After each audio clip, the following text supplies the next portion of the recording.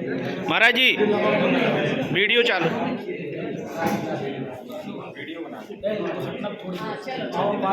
बताओ खेत में कंधे पर बैठ के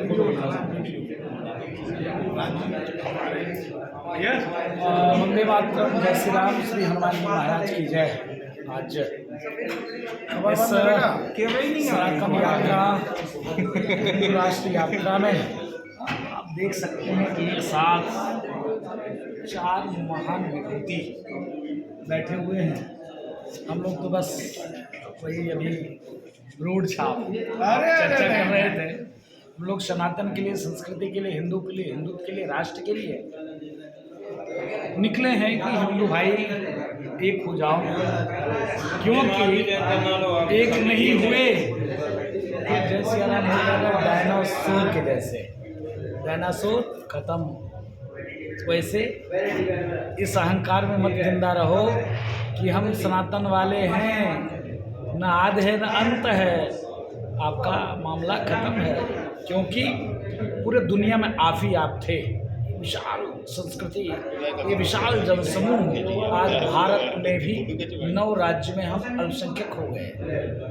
आज हिंदुस्तान में तिरंगा फहराने में भी समस्या लोगों को होती है। करे ये तो नबी ने मेरा मना किया है, लेकिन वो संसद में जय फिलिस्तीन बोल सकते हैं, लेकिन भारत माता की जय वंदे मातरम के नहीं बोल सकते।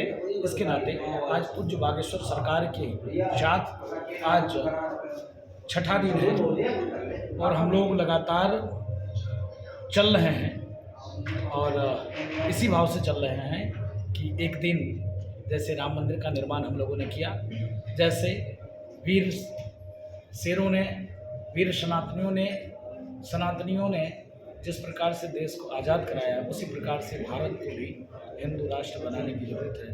मैं अपने भाई कन्हैया मित्तल जी से और कहूँगा एक शब्द जरूर बोलें। आज मंगलवार का दिन है और मंगलवार के दिन अयोध्या से, हनुमानगढ़ी से महाराज जी का आशीर्वाद मिल जाए, इससे बढ़कर क्या बात है।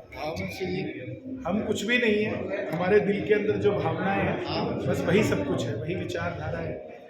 आप सब, हम सब, आपके घर में रहने वाली बेटियां हमारी बेटियां हैं, आपके घर में रहने वाला परिवार हमारा परिवार है, हमारा परिवार आपका परिवार है।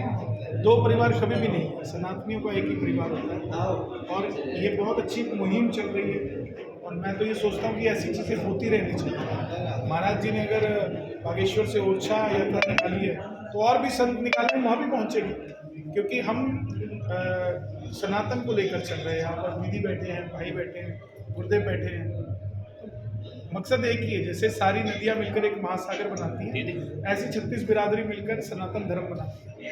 तो सबका बराबर से निवेदन करेंगे हमारे सनातनी से खट्टर भाई से भी, लाखों लोग इनको फॉलो करते हैं, सुनते हैं।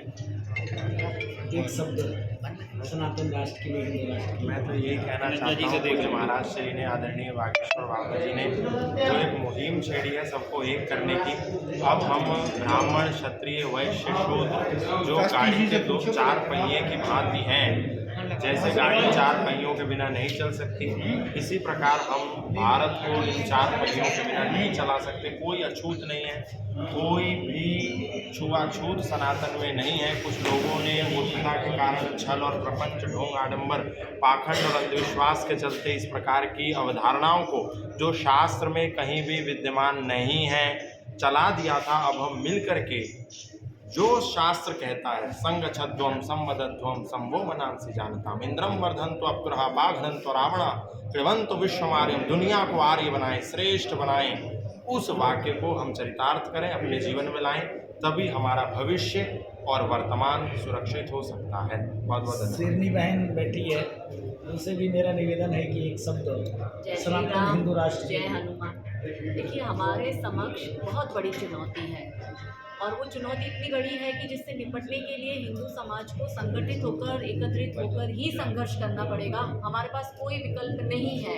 हिंदू समाज ये समझ ले कि अफगानिस्तान से हिंदू भागकर भारत आ रहा है, बांग्लादेश से भारत आ रहा है, पाकिस्तान से भारत आ रहा है, कश्मीर का हिंदू अलग अलग कोने में जा बसा, तो क्या भारत के हिंदुओं ने सोचा है कि वो कहाँ जाएंगे? मात्र हमें ये एक देश मिला है, यहाँ से चादर वाला धर्मांतरण करवा रहा है, यहाँ से फादर वाला धर्मांतरण करा रहा है, लव जिहाद हो रहा है, लैंड जिहाद हो रहा है, धर्मांतरण हो रहा है। ना बेटियाँ सुरक्षित, ना मंदिरें सुरक्षित, ना जमीन सुरक्षित, ना गौ माता सुरक्षित। इसलिए हमें अगर अपनी आने वाली पीढ़ियों की चिंता है तो अब समय आ गया है हिंदू समाज जाग जाए और एकत्रित होकर, संगठित होकर इस धर्म युद्ध में सहभागी बने, क्योंकि धर्म बचेगा तो ही देश बचेगा, नहीं तो सिर्फ अवशेष बचेगा।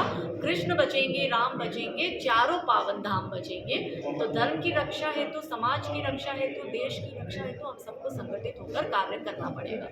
जय श्री राम। जय श्री राम। बहुत बहुत धन्यवाद। मैं धन्यवाद करती हूँ बागेश्वर धाम जी, धीरेन्द्र शास्त्री जी का, जिन्होंने इतनी अच्छी यात्रा निकाली। एक व्यक्ति का निकलना और सबके सामने झोली फैलाना कि एक हो जाओ, एक हो जाओ, और उसके बाद भी यदि हम एक नहीं होते हैं तो फिर कोई मतलब नहीं है इस यात्रा का। और हमने हमारा जो वर्ण व्यवस्था थी, हमने उसको जन्म आधारित व्यवस्था बना दिया। हमने जो 4 वर्ण थे उनको जाति आधारित, जन्म आधारित बना दिया। जन्म से जो है वही हम बनकर रह गए और जो जैसे थे वैसे नहीं रहे हैं। तो मुझे ऐसा लगता है कि सनातनियों को एक हो जाना चाहिए। यदि एक रहेंगे तो नेक रहेंगे, वरना कुछ नहीं बचेगा। हमारा देश छिन्न भिन्न हो जाएगा। वैसे ही हम अल्पसंख्यक होने वाले हैं। जो नारा लगा रहे हैं कि हम अल्पसंख्यक हैं, हम अल्पसंख्यक हैं, तो मुझे लगता है हम अल्पसंख्यक हो जाएंगे यदि हमने कुछ कार्य नहीं किया तो। धन्यवाद।